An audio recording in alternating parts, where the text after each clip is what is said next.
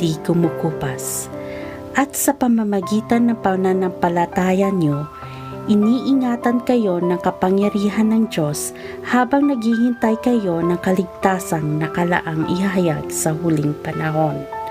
Dahil dito, dapat kayong magalak sa kabila ng iba't ibang pagsubok dahil ang mga pagsubok na ito'y panandalian lang at dapat ninyong maranasan para masubukan kung talagang tunay ang pananampalataya ninyo.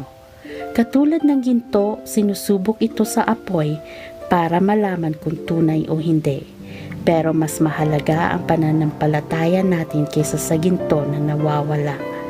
Kaya kapag napatunayang tunay ang pananampalataya nyo, papupurihan kayo't pararangalan pagdating ni Jesucristo. Sinabi ko sa inyo, ang mga